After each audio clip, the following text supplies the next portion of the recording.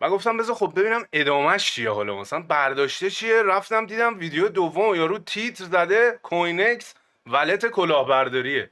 گفتم بابا دهان یعنی. سلام، برعکس یوتیوب سهیل اقتصادی هستم. امروز با بردیا ال پی میخوام آشنا بشیم با بردیا. بردیا جون لطفاً بگو. اولا که سهیل جون مرسی که منو آوردی تو برنامه‌ات. خیلی خوشحالم که داریم با هم دیگه برنامه ضبط می‌کنیم. امیدوارم که یه پادکستی رو بتونیم ببریم جلو که بچه‌ها دوست داشته باشن یا یه کوچولو حالا به دردشون بخوره. نمیدونم چقدر جدی میشه پادکست یا به کجا کشیده میشه. در خدمت هستم. دم دیگه. خب به من بگو اول تو عوض خود بگو کی چی کار میکنی، کجایی، پلنت چیه، خود واسه من بگو. میخوام یه من بردیام، متولد 1371، یه 20 روز دیگه 31 سالم میشه دیگه. اوج عشق و حال و زندگی و اینا رو دیگه دارم میگذرونم و دارم میافتم تو اون سمتش که من 5 روز پیش میگفتی. 41 شدم. آره دقیقاً 10 سال با هم دیگه اختلاف داریم. 61. آره آقا بذار قبل از این که من برم سراغ معرفی خودم و اینا اجازه بدی یه چیزی بگم راجع به پادکست قبلی تو این داستانا. اولا که یه پیشنهادی تو یکی از پادکستات، البته یکی بیشتر، تو چند تا پادکستات داده بودی که آقا بیاین پول سیو کنین. مثلا یه درآمدی اگه دارین تا یه حدی میگذره که میتونی مثلا روزمره تو باش بگذارین و اینا، یه بخشی، یه درصد میگفتی بذار، یه درصدی رو سیو کنید و بذارید برای مثلا برای من، بذار برای بردیه مثلا 65 ساله بگم که چجوری بردیه 65 ساله به گاه رفته مثلا. ببین من با این داستانای ولت و ارزهای دیجیتال و اینا اصلا آشنا نبودم. کلا میشه مثلا شنیده بودم و اینا ولی اصلا بلد نبودم مثلا ولت بسازم و برم پول چجوری بریزم توشو، چیکار باید بکنی کلا و اینا. تا اینو دیدم و گفتم آقا چقدر مثلا باحال داره میگه اینجا، چقدر خوبه. حالا اصلا یه چیزی مثلا تو بگو ماهی اصلا $10 $20 $100 هر چی، هر عددی هست بذار من اینو. رفتم آقا، حالا یه چیزی این وسطش بس تو بس میشه بچه‌ها یادشون نره چی داشتم میگفتم. رفتم آقا راجع به کیف پول کوینکس تحقیق کردم. یه بنده خدایی یه ویدیو درست کرده بود 40 دقیقه، بعد 200,000 تا 300,000 تا هم بازدید خورده بود. معلوم بود مثلا خیلی قدیمی و قشنگ. گفتم دیگه آقا این هر چی باشه تا بیخشو به من میگه دیگه، قشنگ من میفهمم چی. رفتم آقا این ویدیو رو دیدم و مو به مو داشتم همجوری اجرا می‌کردم با 2 تا داستان، یکی رو سیستم یکی رو گوشی، یکی اشتباه شد اونورم داشته باشم و اینا. ما اینو ساختیم. همون اولم رفتم بذاره مثلا پیگیر شدم ببینم چجوری میشه پول بریزی توش. یه مثلا $50 هم ریختم اون تو و گفتم بذار خب ببینم ادامهش چیه، حالا مثلا برداشته چیه. رفتم دیدم ویدیو دوم یارو تیتر زده کوینکس ولت کلاهبرداریه. گفتم بابا دهان یعنی چی، بیا یه چیزی تو اون ویدیو قبلی یه زیرنویسی بذار، یه تو دیسکریپشنش یه چیزی بنویس. حداقل ما پول ریختیم اونجا 2 ساعت وقتمو گذاشتم. آقا این حالا هیچی. اون بنده خدا اومده بود تو ویدیو دوم، تو ویدیو اولش قشنگ اومده بود توضیح داده بود چجوری استفاده کنید پول بریزید. مطمئن ایرانی هم توشه اصلا که نمیدونم فیلتر نیست و این داستانه که الان فیلتر هست. آقا من این چیزایی که میگم شما استفاده نکنید و من خودم دارم میگم زخم خوردم توش، مخصوصا داخل ایران. آقا ما اومدیم با مثلا بعد از اون ویدیوی تو این داستان گفتم آقا من هر ماه این آدم موفقیه، قطعا حرفش به درد من میخوره، من میخوام این کارو بکنم. اومدیم چند ماه یه تایمی مثلا یه پولی میومد دستم، تتر میکردم میریختم اون تو، دوباره مثلا یه چیز کادو میگرفتم، یه چیز میفروختم بخشی. این مثلا رسید به یه عددی، حالا نه خیلی زیاد که بگم مثلا عدد عجیب غریبی بود، یه چیزی شد مثلا زیر $1,000 اینا. بعد گفتم خب بذار مثلا اینو الان که جمع کردم خرج کارم کنم، اینو بیام مثلا وردارم نقدش کنم و خرج کنم واسه کارم و اینا. دیدم داجی هرچی میزنم این یه اروری میده، این پولو نمیریزه برا من. بعد از چند دفعه که تلاش کردم که اکانتم اصلا ساسپند شد، یعنی هیچ کار دیگه توش یکم دوز در اومد. نه همون ولته که اون معرفی کرده بود اون آقای عزیز، نمیدونم ان شاءالله این ویدیو رو بعداً ببینید، تو ویدیو آموزشی درست میکن اشتباهه، بیا یه زیرش یه دیسکریپشن یه چیزی بنویس آقا اشتباه بود این، اگه میخوای خود ویدیو تو ساب تایتل بزنه که آقا این ویدیو. آره اصلا بعداً اضافه کن یه جا تاش هستن آخرش بگو. تو من نمیگی 50 تا امتحان کردی دیدی کار نمیکنه، واسه چی دیگه نه بیشتر 50 تا رو ریختم، من دیدم اوکیه آقا این پول این بنده خدا خودش پول داشت، میگفت آقا من دارم برداشت میزنم این پول منو نریخته، این کوینکس مثلا کلاهبرداریه، ولی پول اون چجوری بوده؟ پول اون ریک بوده، ریک بک بوده، یعنی می اومدن از اون ولت استفاده میکردن، ریکش میرسیده به این ریک رو به اون نمیداد.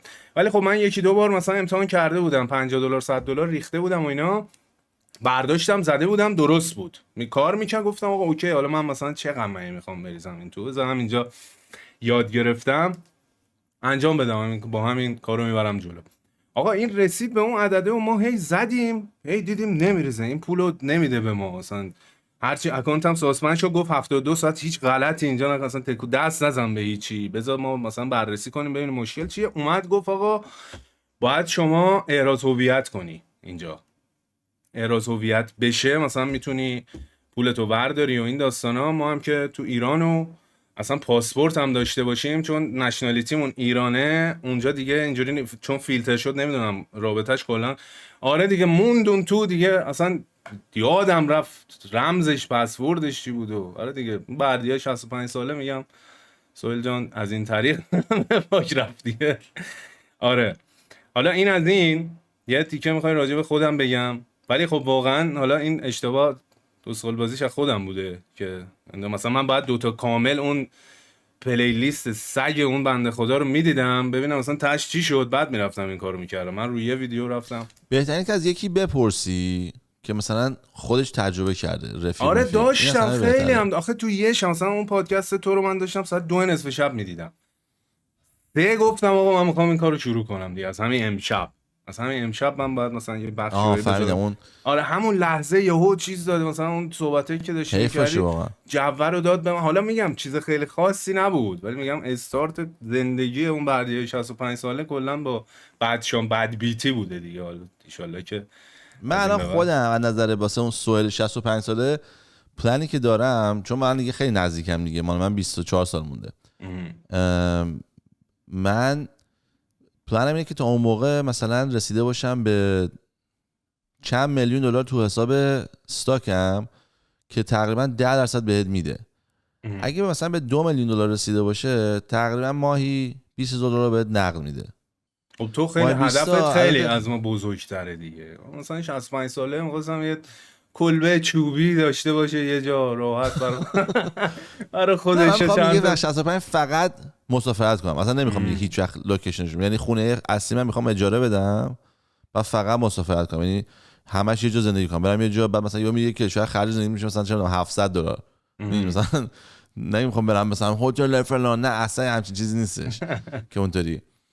آره هدفت خیلی، من همون دنبال میگم یه کلبه و یه کتری هم تو 65 داشته باشیم راحت، چون تا الان که حالا خدا رو شکر بد نیست، بگم بد نیست، چون برم سراغ معرفی خودم، چون بعد دو تا چیز دیگه راجع پادکست قبلیت بگم. من بردیام 71م، شروع کار یوتیوبم از 3 سال و خورده پیش شروع شده، یعنی تقریبا با فیمس حاجی و گریزی گیمینگ و اینا من شروع کردم، ولی به خاطر اینکه دست گذاشتم روی، حالا نمیدونم دلایل خیلی زیادی میتونه داشته باشه، یه سریشو خودم میدونم، یه کاتگوری خاص دست گذاشتم، بازی‌های شبیه ساز فقط، خیلی مثلا این طرفدار زیاد نداره، خیلی شبیه زیاد ساز چیه؟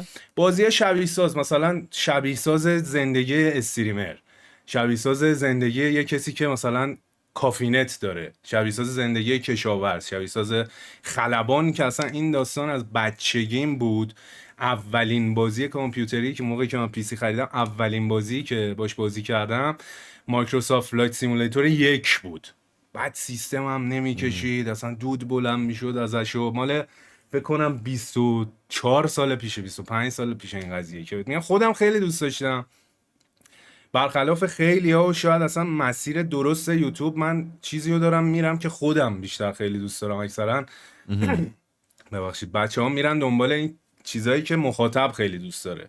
من چیزی رو رفتم و کسایی همراه من که بازی شبیه ساز رو دوست دارم، به خاطر همین چنل اونجوری تو 3 سال نترکیده، یعنی یه تایمی خیلی داشت خوب میشد، ویو داشت 10 چند تا 15 سابسکرایبر داری الان؟ تقریبا 16 که حساب دارم تو 3 سال. خوبه.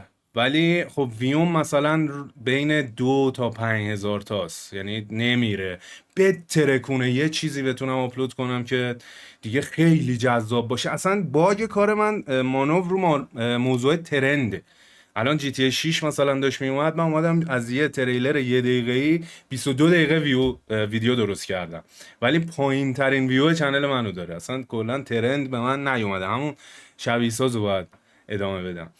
آقا کاره از کجا شروع شد؟ من کارم طراحی طلا جواهر بود اون موقع، هست هنوزم البته، یعنی شغل اصلی مثلا اونه، یه مغازه‌ای هست و اینا، حالا اونو راجعش صحبت نمی‌کنم. و من این کارو می‌کردم با نرم افزار ماتریکس و راینو و اینا، طراحی طلا جواهر می‌کردم، می‌کنم هنوزم، میگم می‌کردم چون 3 سال پیشو دارم برات توصیف می‌کنم، میام جلو همینجوری. بعد کرونا شد، یه دفعه خورد به کرونا و من داشتم اون موقع دوره حرفه‌ای کار با ماتریکس و اینا رو میرفتم و یهو وسط کلاسا و اصلا اینا همه چی تعطیل شد و مغازه هم تعطیل و اینا. گفتم آقا من چیکار کنم؟ من همش هم پشت کامپیوتر. حالا اگه دوست داشتی چیزی که با یوتیوب رو شروع کردم هم نشون میدم که چیه. خب که حالا جلوتر ضد اصلا کل یوتیوب هم من میخوام بهت بگم که اینایی که میان میگن آقا بیا درآمد دلاری و فلان و بری بشین پشت سیستم حال کن، اصلا پول از این خبرها هم نیست، اینجوری هم نیست اصلا داستان. نه یوتیوب خیلی سخته.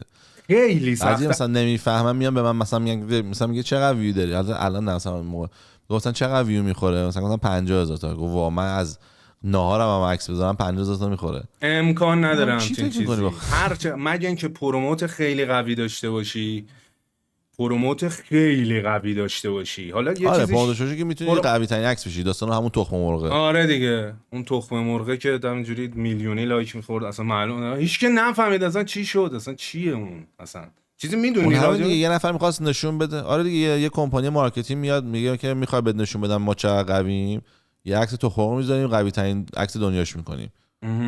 بعد با کانکشن ها و جوری که میدن. یه دونه استادی بود میگفت وایرال شدن دیگه نچرال نیست.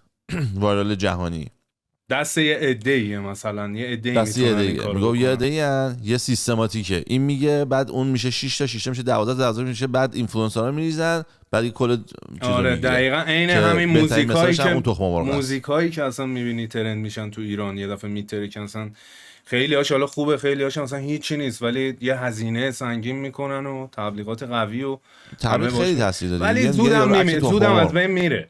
ببین الان مثلا اگه من 2 نفر تو این مسیر بهم، یعنی تنها کمکی که به من شده 2 نفر به من کمک کردن. یکی تو یوتیوب که اون موقع که من اصلا خیلی ضعیف بود چنلم، حتی کوالیتی کار، یعنی نه که بگم نداشتم بخرم، نه ولی نخریده بودم نداشتم. حالا میگم اون لپتاپی که باش کار میکردم و نشون میدم با یه دونه لپتاپ خیلی ساده، با وبکم خود لپتاپ، با میکروفون خود لپتاپ. یعنی اون موقع که من میذاشتم مثلا 3 تا ویو میخورد کلا ویدیو، یکیش خودم بودم دوباره با یه گوش دیگه اینجوری داشت ویو میخورد.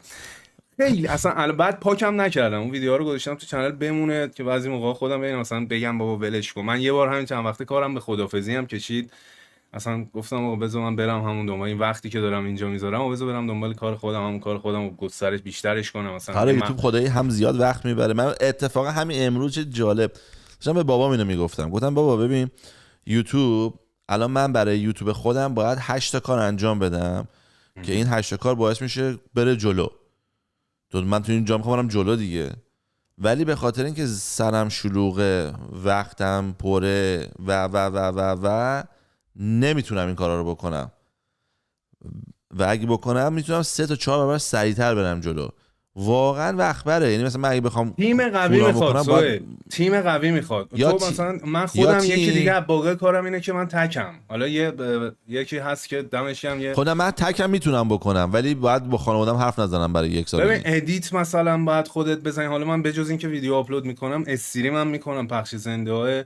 حالا معمولا الان چون دیلی آپلودم هر روز دارم ویدیو میذارم کمه، شاید هفته یکی 2 بار استریم میکنم. خیلی اون خودش یه انرژی میگیره. مثلا من میرم غذا میخورم فول میام میشینم پای استریم، بعد استریم اصلا انگار هیچی نخوردم، دوره اصلا گوش صفر، خشکم اصلا انقدر، چون نان استاپ باید یه کاری بکن بتونی مخاطب رو نگه داری تو استریمت دیگه. مثلا اون بچه‌هایی که نشستن تماشا، بعد این همه بهتر از تو هست، این همه با کوالیتی بالا، یه چیزی باید داشته باشی که بتونی آقا مثلا حداقل 50 نفر رو تو بشونی تماشات کنن، حالا دوست داشتن دونیت کنن و اینا. حالا اونش زیاد مهم نیست، ولی من خیلی این کارو دوست دارم الان، میدونی، نه که بگم اصلا پولش برام مهم نیست، اصلا مهم نیست، تأثیری نداره، قطعا داره، مهمم هست، ولی کل قضیه نیست. من خیلی دوست دارم، من اصلا یه ارتباطی با مخاطبای خودم دارم، خیلی دوست میگم رسیدم به خدافزی، گفتم آقا حداقل مثلا حالا خیلی هم جدی نباشه، من این ویدیو رو که دارم میذارم 1 ماه بعد از این ویدیو من میخوام برم، اصلا نمیخوام دیگه، مغزم نمیخوام درگیر کانتنت درست کردن، ادیت کردن، تامنیل زدن، همه کارا رو من خودم الان دارم میکنم، همه چی، از تامنیل، ادیت، ریکورد، همه چی. بعد انقدر زیر اون ویدیو اومدن کامنتایی گذاشتن تو اینستاگرام، بهم دایرکت دادن که اصلا سر یه سریاش من حال خودم بد شد. یارو مثلا میگفت و من تو پادگان مثلا تو بغضم گرفت دارم میگم تو که برجک نشسته بودم مثلا حالم بد، اصلا این ویدیوهای تو رو میدیدم، خیلی نکن این کارو، تو رو قرآن و بیا فلان، که به یه روزم نکشید اصلا یه روز من فرداش دوباره برگشتم. بعد یه سری فکر کرده بودم مثلا من اومدم چیز کردم، زدم تو فاز چسناله و مثلا یه حاشیه‌ای بزنم و این مثلا حاشیه خیلی خوبه. اگه جی وگن همین کارو کرد. کی؟ جی وگن همین کارو کرد دیگه. بنز جی وگن اصلا نمیفروخت، هیچ وقت هیچ جا نمیفروخت. یه دونه اینجا میدیدی 6 ماه بعد یه دونه تو خیابون میدیدی، هیچ کسی نمیخرید. بعد قیمتش گرون بود، هیچی نداشت تو ماشین، اصلا خیلی جالب نبود. بعد یهو اومد گفت آقا جی وگن دیسکانتینیو شد. یهو همه جی ریختن وگن دیسکانتینیو کرد. 2 سال گفت نه دیگه نمیسازیمش. بعد همه میخریدن، قدیمیاشو شروع فروخته شدن، قیمتاش رفت بالا. بعد من گفت به خاطر اینکه خیلی درخواست بوده ما برش میگردیم. عاشقشم، ولی من ماشین یکم اونه واقعا، عاشق ماشینم من. ولی آره خب خودش یه تریک خفنم هست، یه تریکیه که تو بگی آقا من نمیام دیگه. حالا اگه بچه‌ها این آخرین ویدیو منه تا فردا دیگه نمیبینم. نه بابا تو رو نگرت می‌داریم سنگین، تازه بیشتر، تازه کم داریم، تو باید دیلی بشی دیگه، باید تو روز یه چند تا پادکست بزنی خفن، اطلاعاتت ببین به درد خیلیام میخوره چیزایی که میگی. اگه یارو دنبال چرت و پرت نباشه تو یوتیوب، اونم باشه البته باز به دردش میخوری، چون آدم فانی هم هستی، شوخیت هم داری تو ویدیو، اطلاعات. ببین به نظر من کسی که موفقه باید بیاد یه اطلاعاتی بده، یکی خودش باید موفق باشه بعد بیاد بگه آقا شما چیکار کنید. یه سری ها رو من دارم میبینم، یه بحث دیگه بود، من اصلا خودم هنوز معرفی نکردم، نه اصلا نمیدونم، گفتم بردیا آقا من بردیا هم دیگه یه چنل گیمینگیه که داره همینجوری دیلی 970 تا ویدیو استریم دارم سوید، 900 نزدیک 1000 تا. چقدر اوریج ویدیو؟ ویوم نه لنگت ویدیو، واچ تایمش 12 دقیقه مثلا، 12 دقیقه شو میبینن دیگه. بین 8 تا 15 بستگی داره انرژی خودم تو ویدیو چی جوری باشه، مثلا موضوع بازیه چی ببین من یه چیزی رو به جرئت میتونم بگم که من اولین نفریم که یه چنل زدم ایرانی فقط بازی شبیه ساز توشه و یه سری از بازی‌های شبیه ساز رو اولین نفر من آوردم تو کامیونیتی ایران. هیچ کس راجع به این بازی‌ها اصلا هیچ چیزی درست نمی‌کرد، چون نمیدونم شاید هم درست و غلطش رو نمیدونم، شاید خیلی محبوب نبودم. مثلا استریم لایف سیمولاتور یه بازی فوق‌العاده‌ای بود که اون زمانی که من داشتم می‌ذاشتم با چنل پایین داشت 5-6 کی ویو می‌خورد. الان مثلا از اون بازی ها من ویدیو دارم 20 کی 30 کی ویو، ولی خب خورد به این داستانه قطعی اینترنت و اینا. من یه روند خیلی خوبی و یه جا پیش گرفتم، خوب داشتم میرفتم بالا، از اونجا یه کله شدم اصلا. ولی خب دیگه حالا بازم میگم، بازم داریم میریم و کارا رو انجام میدیم و امیدواریم که بهتر بشه دیگه اوضاع دیگه. بعدش هم اینکه چی داشتم میگفتم، تو داشتی یه چیزی میگفتی، معرفی رو که گفتم کردم و گفتی دیلی، گفتی بعد دیلی بکنی تو. آره میگم تو باید فعالیتت بیشتر بشه، حرفات به درد خیلی مثل خود من که اون ولتو ساختم. گفتی یه سری آدم‌ها خودشون موفق نیستن ولی میخوام یادم موفق باشی. آقا یه سوال، یه چیزی ازت بپرسم، نظرت راجع به پکیج فروشی چیه؟ پکیج مثلا یوتیوب میفروشن، من بدی و خوبیشو کاری ندارم، میگم تو نظرت چیه راجع به این کار؟ به نظر تو چیزی هست که یکی که بخواد یوتیوب رو تازه شروع کنه تو خود یوتیوب نتونه پیدا کنه بخواد پکیج بخره واسش؟ مثلا چی هست؟ مثلا چیز کلیدی مثلا میدی به کسی، دکمه ایو میگی جایی برو بزن، آقا فایده نداره. یه سریا من مثلا اگه الان برم یه پکیج بخرم شاید توش مثلا 2 تا چیز یا مثلا 7 تا چیز یاد بگیرم که او راست میگه ها، او مثلا میگم. این ولی کارو بکنم، مثلا ویدیوت قلاب داشته باشه. ولی چیزی که من میگم، ببین من چون مخاطبام اکثرا کم سن و سالن، خیلی سناشون رنج سنیشون پایینه چون محتوا گیمه دیگه، میبینم یارو مثلا میاد تو استریم یا اصلا دایرکت بهم میده آقا من میخوام مثلا نمیدونم فلان چیز و فلان چیز از مامانم بگیرم بفروشم، بیام برم سیستم بخرم مثلا که بیام یوتیوبر بشم، پیشنهاد تو چیه مثلا؟ یا بیام اصلا من دیگه نمیخوام برم مدرسه، میخوام بشینم پای یوتیوب مثلا برم جزو خفن. بابا اصلا از این خبرانه، یه نمیدونم چی بهش میگن، یه چیز الکی، یه دقیقا نمیدونم چی جوری بگم بهت، یه من چیز بهترین الکی مثال واسط رویا میزنم برای فروشی کسی. دارن میکنن یه سریا. نه اصلا من یه مثال خیلی خوب برات میزنم از واقعیت. من یه نفر رو میشناسم، آدم جالبی هم هست، خودش موفقم هست، خانومش هم از خودش موفق تره از نظر تحصیلاتی، یعنی کاپل قوی است. این آقا اومد توی برنامه بفرمایید شام، خیلی اونجا گل کرد. بعد از اون سری یوتیوب زد. توی سال اولم با 1 میلیون ویو گرفت و تو کمتر از یه سال حتی 1 میلیون ویو اکانتش رفت بالای 1 میلیون ویوش. بعد از خود برابکس بفرمایید شام استفاده کرد، یعنی هر کی که اومد تو بفرمایید شام آورد تو برنامه‌هاش، خیلی خوب بود، همه علاقه داشتن بدونن چی شده. بعد از همین راه رفت یه برنامه تلویزیونی اومد باش قرارداد بس که آقا بیا باورم برنامه تلویزیون درست کن، هفته یه بار تو تلویزیون پخشت بکنیم، یعنی یه اضافه مارکتینگی هم بهش چسبید و هر هفته هم روز اسکیجول برنامه یعنی برنامه ضبط کرد و گذاشت. بعد الان فکر میکنم 3 ماه وایساده، فکر میکنم، ولی بعد از بفرمایید شام برای 2 سال ادامه، یعنی برای 3 سال کلا ادامه داد. سال اول که گفتم 6 ماه اول چه اختیاری بود، بعد که فقط اومد پایین دیگه رسیده به ویدیوی مثلا 20 نفر 30 نفر، یعنی 3 تا ویدیوش 100 نفر هم نمیشن، 100 تا ویو. چنلی که مثلا تو یه سال ویدیوی میلیونی ویو گرفته یه دفعه شده به 20 تا 30 آره که تا ویدیو داره که مثلا یه 100,000 تا ویو سنگین داره. بین مثلا آپلود ویدیوهاش نیفتاده بود، یه پاز نه سنگین چند ماهه. هیچی اصلا نمیتونی باور کنید. یعنی اگر یه فرمولی قرار بود کار کنه این بود دیگه، این از این فرمول تر نمیتونست باشه.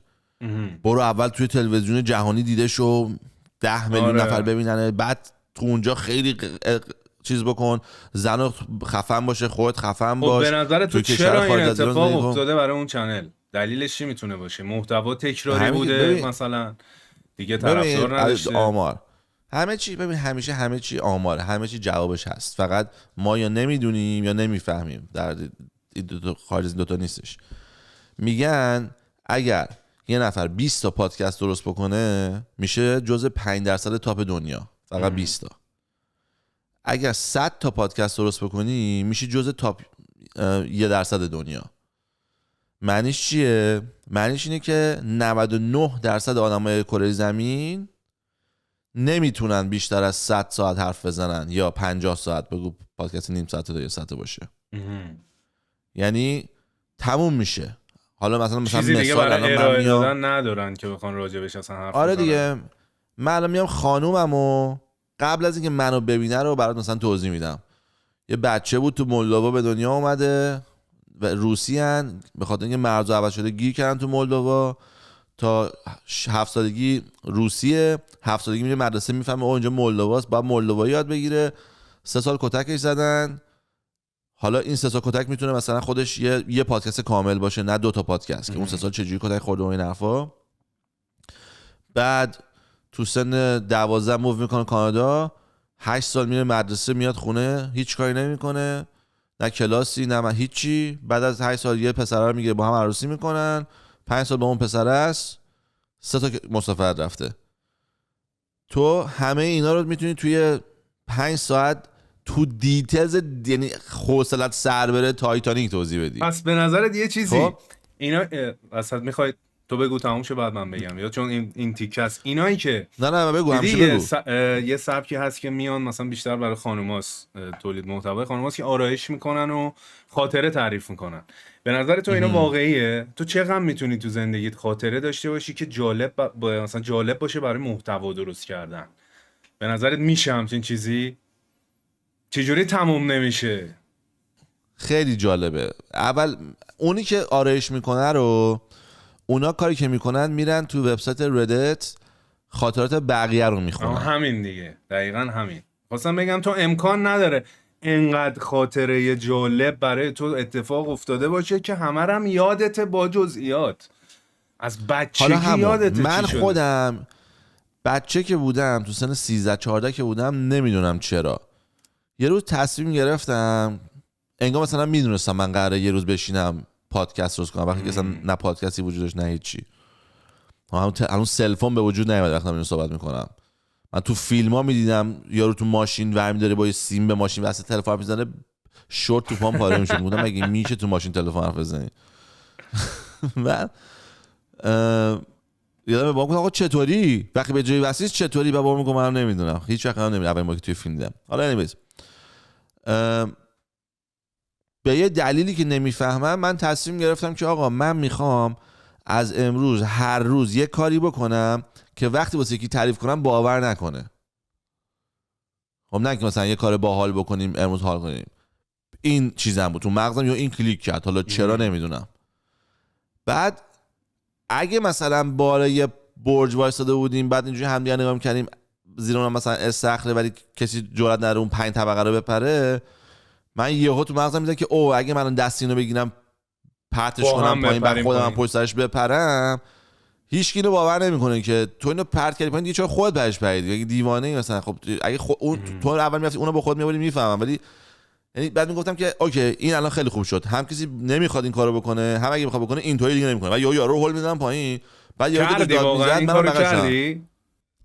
نه این مثاله، این کار نه این مثاله، ولی دارم میگم اگه تو پایه این اتفاق میفته من حتما میکردم.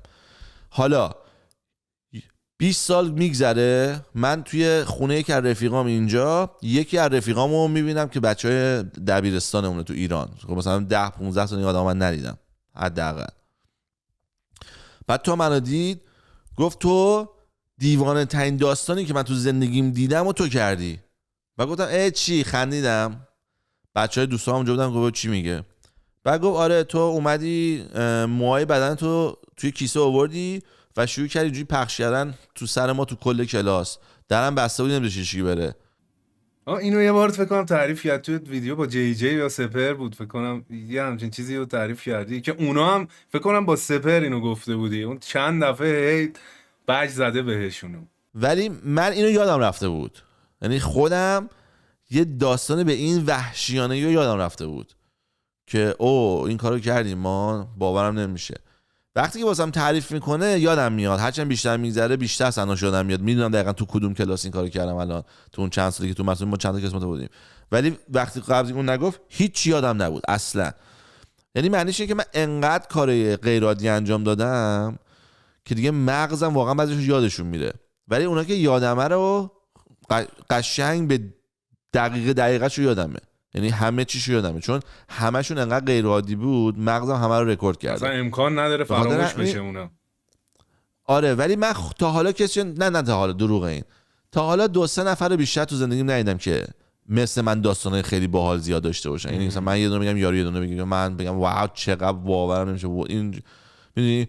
حالا نمیدونم اون دو راست میگفتی دروغشو کاری ندارم، ولی تا حالا زندگی ولی نشده کسی خودش بشه اینم یه جلوی هنره، تو بتونی دروغ هم جذاب تعریف کنی، هنرمندی واقعا. اون میشه داستان نویسی. یه چیزی بتونی تعریف کنی که بشینن 100,000 نفر تماشا کنن. من اصلا خوب و بد این قضیه رو کاری ندارم حالا یه سری‌ها مثلا که این کارا رو میکنن بهشون بر من اگه میتونستم میکردم. عجیبه واسم، خیلی عجیب بود که چه جوری. من خیلی کامنت میگیرم اتفاقا که آره سوال دروغ زیاد میگی و اینا، بعد بخوام میگم خب دقیقاً مثلا دروغ بگم که خب خیلی جالب تر میگفتم، مثلا آخرش میگم دستم پاره شد. یه داستانی داشتی تو، فکر کنم چند بار تا حالا گفتی ولی پادکستت با کاوه داشتی میگفتی که آقا من مثلا تو 19 سالگی رفتم دندون پزشکی و اون موقع دکتره بهم گفته مثلا 4 تا دندون خراب داری، 8 سال بعد رفتم دیدم مثلا شده 3 تا دونه. 8 سال بعدش اصلا یه دونه است، مثلا 8 سال دیگه احتمالاً این یکی هم عکس او پی جی مگه نبوده عکس بگیرین از دندونا ببینی خراب هست یا نه. و میگرفتن اینجوری دیگه، هر باشه که کدومشون مثلا سوال میگرفتن. تو 70 سالگی که همش دندونه که دیگه کم کم این دندونای خراب همش درست میشه، مثلا دندون جدیده، دندونای همین اضافه میگم مثلا. دیگه، من که نفهمیدم چی شد و من فقط مکشور کردم به دکتر بگم تا حالا نرفتم هیچ جا که حتی اگه اینا مثلا اینا رو با هم شیر میکنن نیاد برگرده مثلا بگه که آقا بیار بریم از اون آفیسه بگیم این دکتر قبلی چی گفته. میرفتم گفتم که من اولین بارم دارم، به همیشه هر دکتری رفتم گفتم من اولین بارم دارم میام پیش دندون پزشک ببین دهنم چیه. یعنی به عکس و دکتر اینا همیشه رو دروغ واقعا هیچ وقت میگفتم. نرفتی بگیری اصلا ببینی واقعا چرا خراب هست؟ همه رو گرفتن دکترا، ولی هر دکتری مال خودش رو داره. آخه تو عکس تو خودت هم تو عکس نگاه کنی معلومه اصلا یه حالت مثلا خرابی دندون، یه حالتی روی دندون هست که یه چیزی نشون میداد میده. میگفت میبینی اینجا یه خورده رنگش کمتر از اونه. اونم خب میگفت این خرابه، ما باید اینو دریل کنیم بعد توشو پر کنیم. بعد گفتم خب من درد ندارم الان برای چی خب من دفعه اولش که نمیدونستم، دفعه اول که 4 دفعه بود و نمیدونستم. گفتم اوکی کی میام، فردا میام. بعد اتفاقا قشنگ یادمه گفتم میشه همین الان بکنی؟ بعد دکتر خندید گفت نه الان که وقت بگیری بیا. این بهترین اتفاق تو زندگیم بود. بعد اومدم خونه، دوست دخترم گفتش که ببین این دندون پزشکا چطور زیاد میگن تو یکی از قشنگترین دندونایی که تو دنیا دیدمو داری، چجوری باید چیو باید پر کنی؟ بعد این که اونو به من گفت من خود رفتم تو فکر، گفتم راست میگه دیگه، ولش کن بذار ببینیم چی میشه اصلا دیگه. آره گفتم ولش کن. بعد ولش کردم 8 سال گذشت. بعد 8 سال ترسیدم، آره ترسیدم، گفتم بذارم نکنم مثلا برم یارو بگیر شده 16 تا چه احمقه. رفتم یارو گفت 3 تا. بعد این گفت 3 تا گفتم که خب آقا اینا من کلا چرت و پرتن و حرفا. بعد دکتر بعدیو که رفتم واسه دندون عقلم رفتم، چون دیدم الان مثلا 36 سالمه، دندون عقل چی شد؟ یکی میکشه یکی در میاد دندون کج میشه، چون مال ما چی شد؟ رفتم دکتر گفتش که چون اندازه گاوی دوتاش در اومده قشنگ تو دهنم جاشو داری. آره دوتاش هم در نیومده، درم بیا جاشو داری ولی در نمیاد دیگه، در جا نمیاد. هست، جا زیاد، کلا مشکل آره دندونی جا هست. جا زیاد هست بذار در بیاد. منم همینجوری، من 2 تا دندون عقل بالاییم قشنگ در اومد جا شد، یکی این پایین کج در اومد، همه اینا رو هول داد این ور اصلا به هم ریخت. حالا این داستان دندون پزشکی یه سریا میخوان هی ایراد بذارن که کار انجام بدن پول بگیرن. من برعکس اینو داشتم، رفتم پیش دکتری که کونگوشاد حال نداشت درست کن. من چند وقت پیش نمیدونم اصلا چی شد، یارو پول نمیخواست اصلا، حوصله نداشت. چی بود داستان که نه اوکی نه اصلا کجی مجی نه. من یه مرغ سفارش دادم بابا، اصلا اینا مرغ من دندون میشکونه، مثلا من میشه یکی با مرغ دندونش بشکنه. من از ساندویچه نمیدونم چی اون تو بود، یه گاز از ساندویچه زدم، این دندون اینجام عین پسته وا شد یه دفعه وسط شکست. بعد اولش این نمیفهم، هی زبون میزدم گفتم یه چیزی رفته گیر کرده اون لا و اینا. رفتم تو آینه دیدم نه اصلا باز و بسته میشه دندونه قشنگ اینجوری. رفتم پیش دکتر گفت بخواب دهنتو تا جا داره واکن. گفتم باشه. رفتم خوابیدم و اینا، گرفت تق اون تیکه شکسته رو کن. گفتم خب دکتر این الان چی یعنی چی؟ دندون من یه ورش موند، یعنی این یکی از دندونام یه تیکه است، یه پایه است فقط. گفت چی دیگه این دیگه همینه دیگه، نمیشه درست کرد. بابا اصلا دست نمیزدی، میذاشتی من یکی دیگه هم برم بپرم، من اومدم به تو نشون بدم اینو درست بچسب یه کاریش بکن، کندم همین دیگه همینه. و گفتم خب حالا این چی، اینو ولش کن اصلا بعداً میکنمش میرم ایمپلنت کنم مثلا. یه دندونم دکتر این پایین دارم اینجا خرابه، یه سوراخ این پشت و اینا. هی نگاه انداخت با اینکه عکسم بهش نشون دادم، هی رفت این ور اون ور رو نگاه کرد، این آینه ها میکرد تو حلق ما، دید سوراخه رو دید، یه چیزی کرد توش قشنگ، من صداشو حس کردم تو فکم که این اگه انقدر سوراخ بود سوراخه رو کرد انقدر، یعنی قشنگ فرو برد تو دندونم. بعد گفتم خب این نمیشه، اینم درست نمیشه. گفتم بابا تو دندون پزشک نیستی، تو اصلا چی میگی اینجا، چرا همه چی رو میگین؟ من میشه نشه درست کنی دندون پزشک؟ آره اینور اون گشادش هم داریم، میگم اونا یه سری ها میخواستن که پول اضافه بگیرن. دکترها الان 3 دسته شدن، اینجوری که داریم میگیم دکترها 3 دسته شدن. یکی اونایی که میخوان بکنن تو پاچه، یکی با انصاف و وجدان کاری پایبند به قسمی که خورده اون موقع که میخواد مدرک و اینا رو بگیره، یکی هم این اون دکتر ما که حالا برو بابا این اصلا درسته میشه این دهن ببند بابا این اصلا اونجا من میشه آقا یه جا اصلا تو بگو کپ دهنتو باز میکنی اینا چیه تو دهنت سفیدا؟ اصلا نمیدونست اینا چیه، فقط زد یه دونه هم کند چکش همه رو میشونه تو دهنت پر آشغال بود. تو از اول اومدی اینجا اصلا دهنت همین شکل دندون نداشتی تو. آره دیگه اینم یه چیز دیگه مامان آریا بود. همه دندوناشو کشیده به خاطر چیز، به خاطر کارش. آقا این یه چیز بود که گفتم 2 تا موضوع.